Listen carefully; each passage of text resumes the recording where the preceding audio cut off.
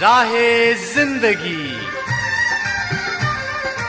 زندگی کے نشیب و فراز میں محبت کے احساس سے تازہ دم ہونے کے لیے پروگرام سنیے راہ زندگی۔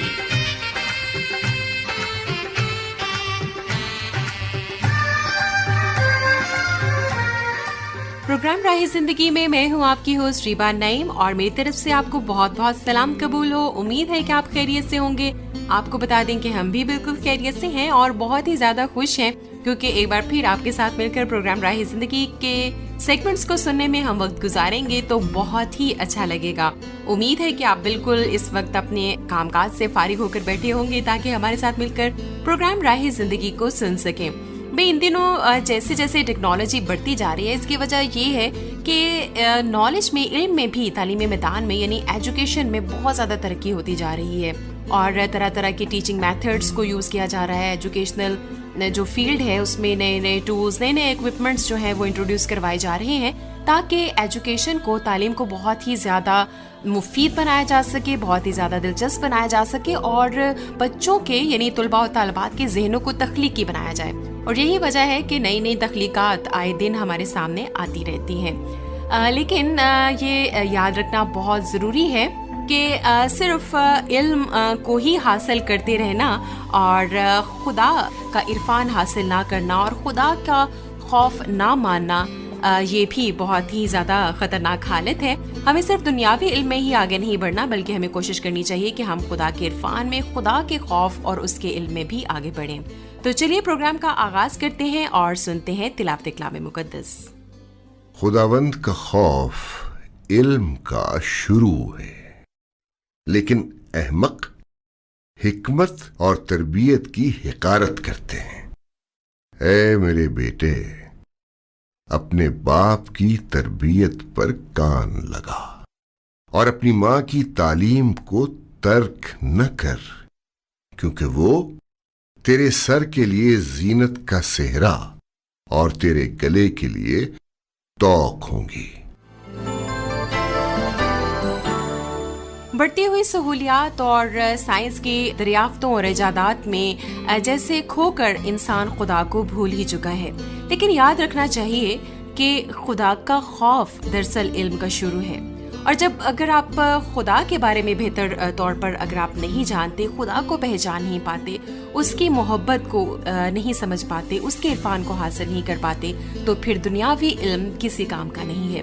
دراصل خداوند کا خوف ہی علم کا شروع ہے، اور وہ علم جو ہمیں خدا کے خوف میں رہ کر حاصل ہوتا ہے وہ ہمارے لیے بالکل ایسے ہے جیسے گلے کے لیے توق۔ جی ہاں، جیسے کوئی خوبصورت نیکلس ہمارے گلے میں ہمارے گلے کو خوبصورت بناتا ہے، ہماری شخصیت کو جاذب نظر بناتا ہے، ویسے ہی خدا کا عرفان اور خدا کا خوف اگر ہماری زندگیوں میں ہو تو ہماری زندگیاں اور بھی زیادہ خوبصورت اور پرکشش ہو جاتی ہیں۔ بڑھتے ہیں پروگرام میں آگے اور سنتے ہیں خوبصورت گیت۔ اے خداوند، اے خداوند، اے خداوند، اے خداوند، اے خداوند، اپنی راہ اپنے بندے کو دکھا۔ اے خداوند، اپنی راہ اپنے بندے کو دکھا۔ تیری راہ راست پر رکھوں گا اب میں نگاہ، تیری راہ راست پر رکھوں گا اب میں نگاہ۔ میرا دل یکسو بنا کے میں رکھوں خوف تیرا، میرا دل یکسو بنا کے میں رکھوں خوف تیرا۔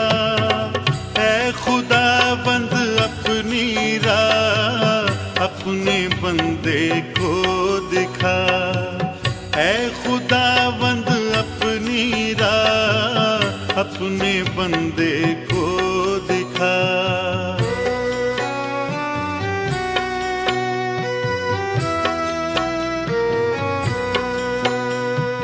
اے خداوند، اے خداوند، اے خداوند اے خداوند اے خداوند پر جلال تیری حمد زباں پر ہے اے خداوند پر جلال تیری حمد زباں پر ہے تیری شفقت با کمال پھیلی کل جہاں پر ہے تیری شفقت با کمال پھیلی کل جہاں پر ہے تیری عظمت کے نغمے اے خدا میں گاؤں گا تیری عظمت کے نغمے اے خدا میں گاؤں گا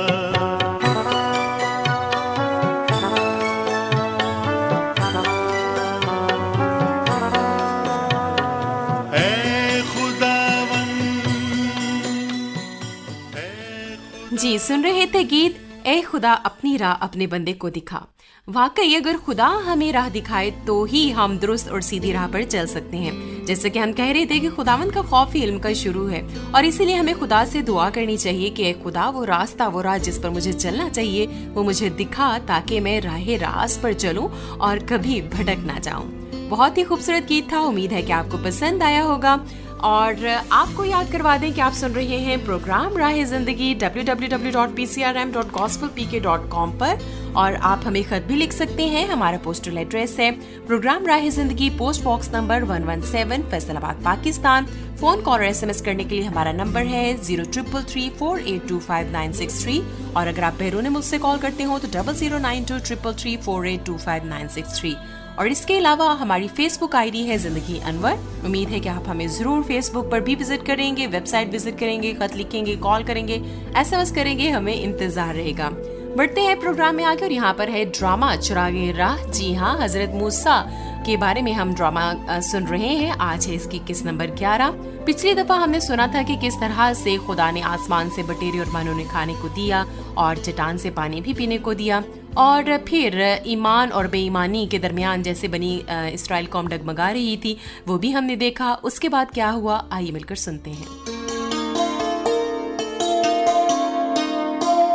زندہ خدا نے اپنی قدرت کے زور سے حضرت موسیٰ کی امت کو فرعون کے چنگل سے آزاد کرایا. اس نے ان لوگوں کے لیے بڑے بڑے معجزے کیے. پھر ایک وقت آیا کہ خدا براہ راست کوہ سینا کی چوٹی سے اس قوم سے مخاطب ہوا.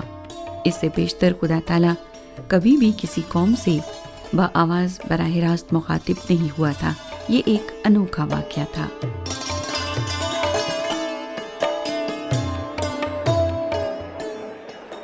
بھائی ہارون، خدا نے کچھ اور بھی فرمایا ہے.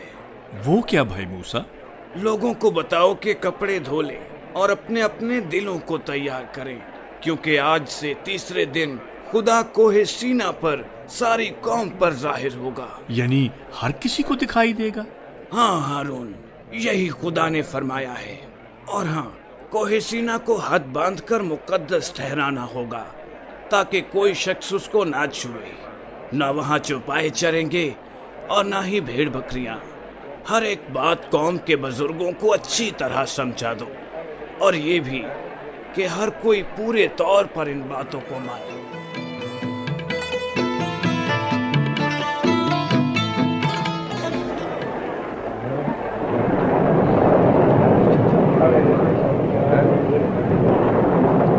کورا بھائی کورا، سارے لوگ بہت ڈر رہے ہیں. ہاں میں سب سمجھتا ہوں کہ لوگ ڈر رہے ہیں. پہاڑ سے دور رہنے کی ہدایات اور دوسرے حکم ان کو ڈرانے کے لیے ہی تو ہیں. لیکن کورا، یہ تو خدائے قادر مطلق کی حضوری ہے. لیکن داتن، تمہیں ڈر کس چیز کا ہے؟ ساری امت خدا ہی کی ہے، پھر کوئی کیوں ڈرے؟ شاید اس لیے کہ ہم اپنے آپ کو خدائے ازلی اور ابدی سے ملنے کے لائق نہیں پاتے. کورا، کیا تمہیں ڈر نہیں لگتا؟ اگر موسیٰ پہاڑ پر چڑھ سکتا ہے تو میں کیوں ڈروں؟ موسیٰ بھی تو ہماری ہی طرح کا انسان ہے.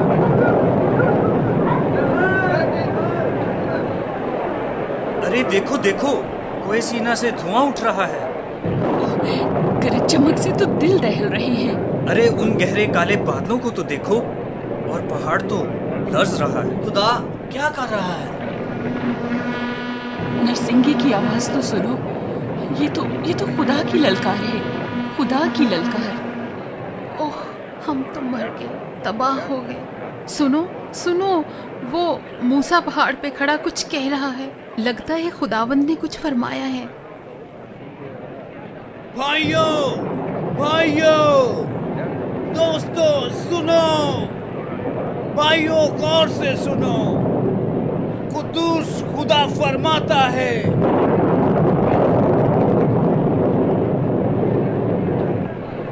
خداوند تیرا خدا جو تجھے ملک مصر سے اور غلامی کے گھر سے نکال لایا میں ہوں۔ میرے حضور تو غیر معبودوں کو نہ ماننا، تو اپنے لیے کوئی تراشی ہوئی مورت نہ بنانا، نہ کسی چیز کی صورت بنانا جو اوپر آسمان میں یا نیچے زمین پر یا زمین کے نیچے پانی میں ہے۔ تو ان کے آگے سجدہ نہ کرنا اور نہ ان کی عبادت کرنا، کیونکہ میں خداوند تیرا خدا قیوم خدا ہوں۔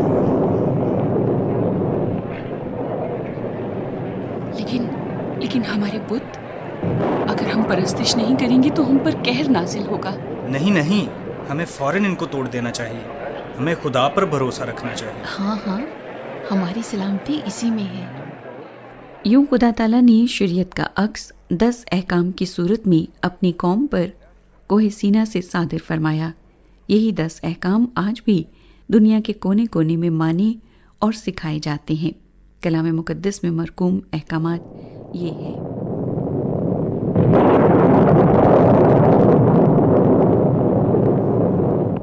تو خداوند اپنے خدا کا نام بے فائدہ نہ لینا، کیونکہ جو اس کا نام بے فائدہ لیتا ہے خداوند اسے بے گناہ نہ ٹھہرائے گا۔ یاد کر کے تو سبت کا دن پاک ماننا، 6 دن تک تو محنت کر کے اپنا سارا کام کاج کرنا، لیکن 7واں دن خداوند تیرے خدا کا سبت ہے۔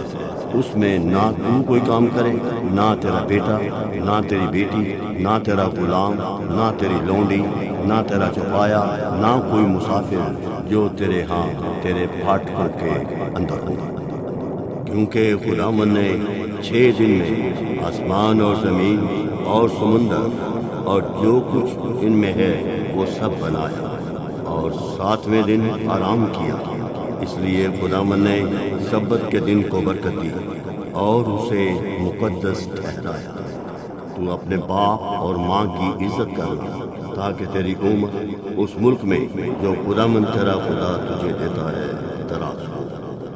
تو خون نہ کرنا، تو زنا نہ کرنا، تو چوری نہ کرنا، تو اپنے پڑوسی کے خلاف جھوٹی گواہی نہ دینا، تو اپنے پڑوسی کے گھر کا لالچ نہ کرنا، تو اپنے پڑوسی کی بیوی کا لالچ نہ کرنا، اور نہ اس کے غلام اور اس کی لونڈی اور اس کے بیل اور اس کے گدھے کا، اور نہ اپنے پڑوسی کی کسی اور چیز کا لالچ کرنا۔ سب لوگوں نے بادل گرجتے اور بجلی چمکتے اور کرنا کی آواز بلند ہوتے اور پہاڑ سے دھواں اٹھتے دیکھا، اور جب لوگوں نے یہ دیکھا تو کانپ اٹھے اور دور کھڑے ہو گئے اور موسیٰ سے کہنے لگے: بزرگ موسیٰ، آپ ہی ہم سے کلام کیا کریں، ہم میں خدا کی آواز سننے کی تاب نہیں۔ ہائے، ہم کیا کریں؟ خدا کی آواز سننے کی ہم میں ہمت نہیں۔ ہاں جناب موسیٰ، ہم آپ ہی کی سنیں گے۔ خدا کی بجائے آپ ہی ہم سے کلام کیا کریں، ورنہ ہم مر جائیں گے۔ عزیزو، بھائیو، گھبرانے کی کوئی ضرورت نہیں۔ خدا آپ کو آزمانے کے لیے اترا ہے تاکہ آپ عقیدت سے اس کا خوف مانیں اور گناہ نہ کریں۔ مجھے تو خدا کی اس پہاڑ سے بھی خوف آتا ہے، چلو آؤ اس سے پیچھے ہٹ جائیں۔ ہاں ٹھیک ہے، ہٹ جائیں ورنہ ہم ہلاک ہو جائیں گے۔ دوستو، گھبراؤ نہیں۔ جو اس کی عزت کرتے ہیں اور اس سے ڈرتے ہیں، خدا انہیں کچھ نقصان نہیں پہنچنے دے گا۔ اس کے حضور خاموش کھڑے رہو मैं पहाड़ पर ऊपर खुदा के पास जाता हूँ और बात करूंगा।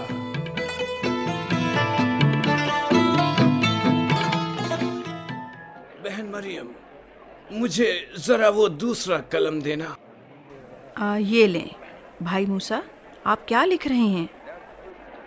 मैं वो खुदा ने जो हुक्म दिए हैं वो लिख रहा हूँ। अच्छा, यानी वो बातें जो खुदावंद ने पहाड़ पर फरमाई थी? नहीं, मैं तो वो बातें लिख रहा हूँ जो खुदा ने मुझे उस वक्त बताई थी जब मैं पहाड़ पर उसके पास गया था। आपका मतलब है कि अब की बार जब आप पहाड़ पर गए थे तो खुदा ने कुछ और हुक्म दिए हैं? खूब समझी बहन मरियम, इनका लिखना बहुत जरूरी है। हम खुदा की खास उम्मत हैं। खुदा ने जो वादा बाप इब्राहिम से किया था उसे हम में पूरा कर रहा है। हमें जिंदा खुदा की खास कौम बनना है। ये उसकी इलाही तजवीज है। आप अब जाइए, हारून से कहिए कि सारे सरदारों को बुलाए ताकि हम कादरे मुतलिक खुदा से अजीम अहद बांधने के लिए सारी उम्मत को तैयार करें।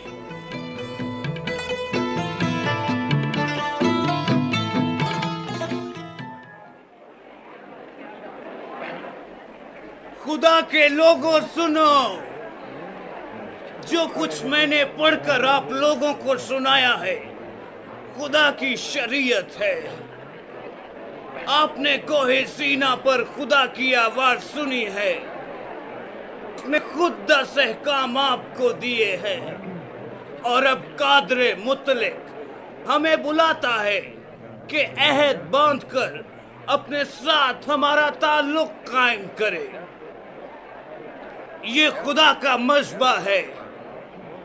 इसके 12 सतून हमारी कौम के 12 कबीलों के निशान हैं और इन बर्तनों में उन कुर्बानियों का खून है जो अहद बांधते वक्त खुदा के हजूर हमने गुजरा ली। आइए आज हम जिंदा खुदा के साथ एक मुकद्दस अहद में शामिल हो।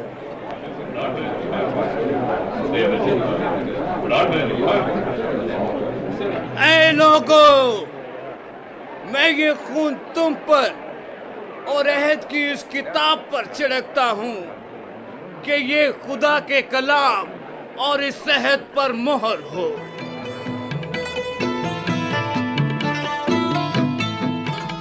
सुन रहे थे हजरत मूसा और बनी इस्राइल कौम के हालात और वाक़यात के बारे में, और आज इसकी किस्त नंबर 11 हम सुन रहे थे।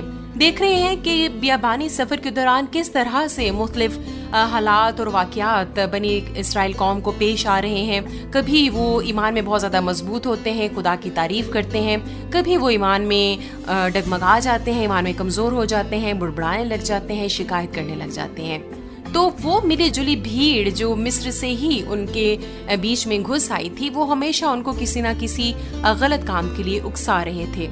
और आज भी ऐसा होता है कि बाज़ औक़ात जो लोग खुद को पीछे रहता हुआ या नाकाम होता हुआ देखते हैं तो वो अपने साथ के लोगों को आगे जाने वाले लोगों के खिलाफ उभारते हैं, भड़काते हैं। तो हमें कोशिश करनी चाहिए कि हम मुखालफत के जज्बात को हवा देने की बजाय इत्तेफाक और मोहब्बत के साथ एक दूसरे को सहारा देते हुए, एक दूसरे के हाथ में हाथ डाले हुए आगे बढ़ते जाएं।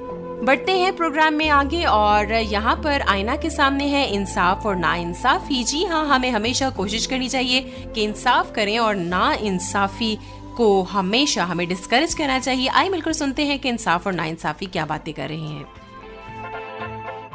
आईने में हम ज़ाहिरी सूरत देखते हैं और बातिन में क्या है इससे ना आशना रहते हैं, लेकिन सोच का आईना हकीकत से आशना करता है। आज आईना क्या दिखा रहा है? क्या बात है इंसाफ भाई, बहुत खामोश खामोश से बैठे हो। तबीयत तो ठीक है ना? नाइंसाफी, तुम मेरा मजाक उड़ाने की कोशिश कर रही हो। क्यों भाई, मैं क्यों उड़ाने लगी तुम्हारा मजाक? तुम तो खुद ही मजाक बन रहे हो। क्या मतलब है तुम्हारा?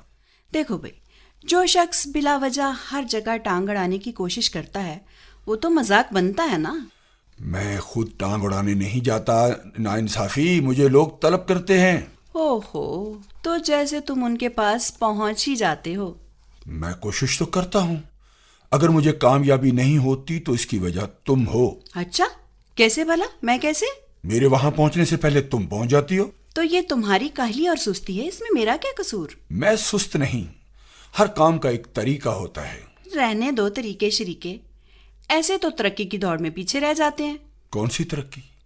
जहां तुम होगी वो माशरा कभी तरक्की नहीं कर सकता। छोड़ो इंसाफ, ये तो तुम अपनी नाहली पर पर्दा डाल रहे हो, हालांकि तुम जानते हो कि आप माशरे में हर तरफ मैं नजर आती हूँ। हाँ, इसीलिए माशरे में बुराई बढ़ती जा रही है। तुम्हारे नुकीले दांत अच्छाई को जख्मी किए दे रहे हैं। इंसाफ, ये तुम अच्छाई और बुराई के फलसफे से निकलो तो शायद तुम्हारे हवास कुछ दुरुस्त हो जाएं, और फिर हो सकता है किसी जगह तुम वक्त पर पहुंच ही जाओ। नाइंसाफी, मुझे जहां जाना होता है ना, मैं वहां पहुंच ही जाता हूं। पहुंच भी जाओ तो मुंह ही देखते रह जाते हो। मेरे होते हुए तुम्हारी क्या वुकत? मेरी वुकत तुम्हारी नजर में कुछ भी ना हो नाइंसाफी। मेरी कदर कीमत उन लोगों से पूछो जिनको मेरी जरूरत होती है। ओहो, क्या खाम ख्याली है। मैं तुम्हें बता चुकी हूँ, मेरे होते हुए तुम्हारी दाल अब नहीं गलने की। तुम बहुत ज्यादा फैलने की कोशिश मत करो नाइंसाफी, फट जाओगी। इसकी फिक्र तुम मत करो, अगर फट गई ना तो ज्यादा जल्दी फैलूंगी, और अब जो तुम्हें कहीं खड़े होने की जगह मिल जाती है ना, वो भी नहीं मिलेगी। तुम एड़ी चोटी का जोर लगाकर भी मेरी जगह नहीं ले सकती नाइंसाफी। ज्यादा शोर मचाने और बढ़ चढ़कर बातें करने से मकाम ऊंचा नहीं हो जाता। तुम्हारा और मेरा क्या मुकाबला, कहाँ तुम और कहाँ मैं। मकाम? कौन सा मकाम? तुम्हारा क्या मकाम है? लोग 4 पैसों में खरीद लेते हैं तुम्हें, और मैं माशरे में हर तरफ नजर आती हूँ, और तुम कोने में दबके दिखाई देते हो। चलो यूं ही सही, मगर जहां मैं डट कर खड़ा हो जाता हूं वहां तुम मुंह छुपाती फिरती हो। अरे कभी कहीं तो तुम्हें मौका मिलता है, और वैसे भी जहां जरूरत होती है तुम पहुंच नहीं पाते। कभी कभार मौका मिल जाए तो अकड़ने लगते हो।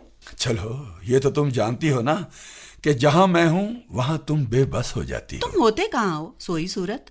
तुम एक जगह रेंगते हुए पहुंचते हो कछुए की तरह, तब तक 4 जगहों से होकर वापस आ जाती हूँ मैं एक जगह वो काम कर लेता हूँ नाइंसाफी जितना तुम 4 जगहों पे नहीं कर पाती।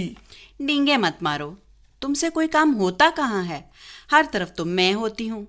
पहले शायद ऐसा था कि मैं सिर्फ बड़े लोगों के पास थी, मगर अब मेरी जड़ें इतनी मजबूत हो चुकी हैं कि मैं हर तरफ छाई हुई हूँ।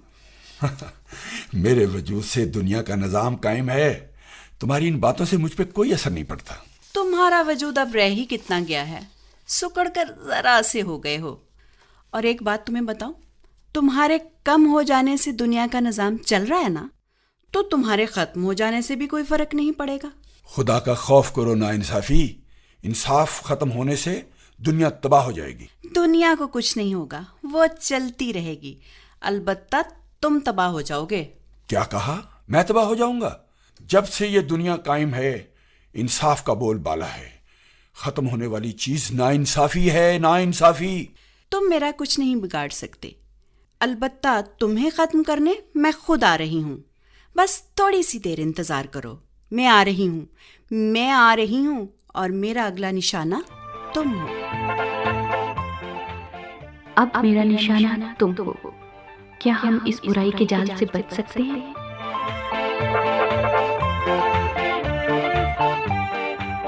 आजकल देखा जाए तो घरों में, मुआशरे में, अदारों में हर जगह ऐसे लगता है जैसे नाइंसाफी है, लेकिन ऐसा नहीं है। कुछ ऐसे लोग भी हैं, जी हाँ, जो इंसाफ करते हैं और इंसाफ के लिए डट कर खड़े हो जाते हैं।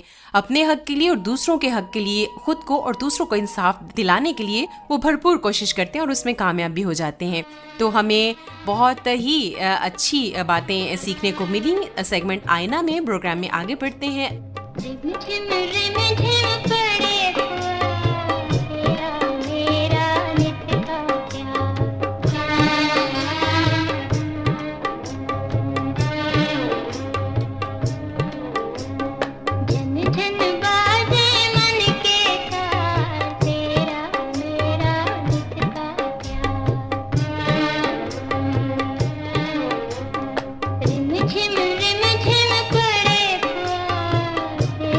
मेरा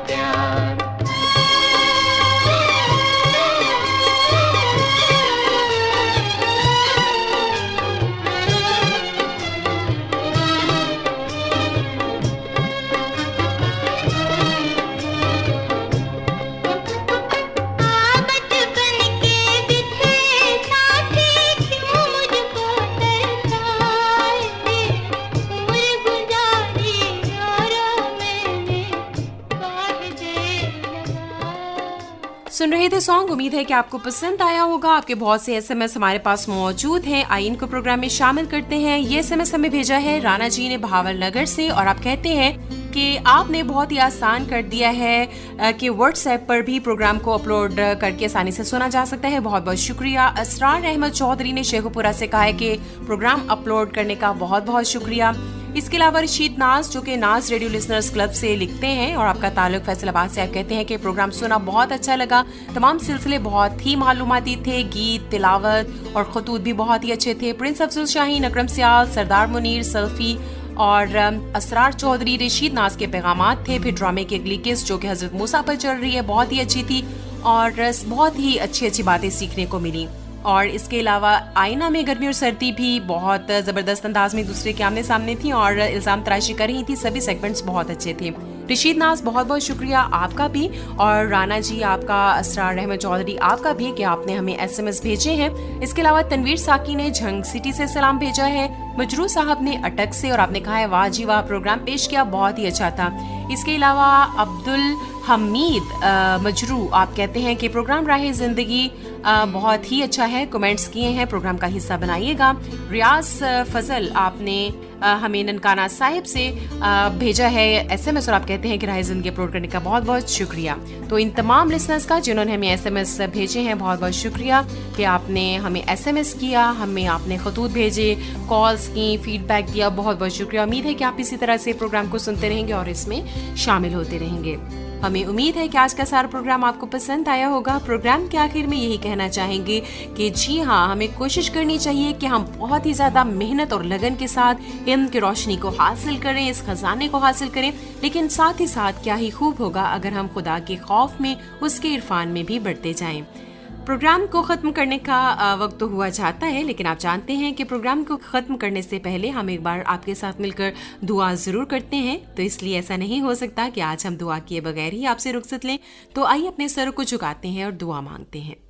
ए रब ताला, तेरी शुक्रगुजारी करते हैं, तू जो रहम से, प्यार से, तरस से भरा हुआ खुदा है। तेरे शुक्र हो कि तू कादरे मुतलिक है, तो भी तो इंसान से खाक के पुतलों से दिल लगाता है। तो हमारा रहीम और मेहरबान खुदा है, तेरी शुक्रगुजारी करते हैं। अपने तमाम लिसनर्स के लिए जो प्रोग्राम राह ज़िंदगी को सुनते हैं, तेरी शुक्रगुजारी करते हैं। जितने भी तालिब इल्म हैं, स्टूडेंट्स हैं, स्कूल्स में, कॉलेजेस में या किसी भी तरह से वो इल्म को हासिल कर रहे हैं, उनके लिए तुझसे दरख्वास्त करते हैं, उनके जहनों को, उनके स्टडीज़ को ब्लेस कर और उन्हें तालीमी मैदान में कामयाबी से नवाज। और साथ ही साथ तुझसे दरख्वास्त करते हैं कि हम सब के साथ हो, ताकि हम तेरा खौफ माने और तेरे खौफ में अपनी ज़िंदगी को मुसाफराना अंदाज में इस ज़मीन पर बसर करें। तेरे इरफान में, तेरी पहचान में बढ़ते और तरक्की करते जाएं और आपस में एक दूसरे के साथ मोहब्बत रख सकें। मांग लेते हैं ये दुआ खुदावंद यीशु मसीह के पाक नाम में, आमीन। इसी के साथ प्रोग्राम खत्म करने की इजाज़त दीजिए अपनी होस्ट रीबा नईम को। खुदा हाफिज।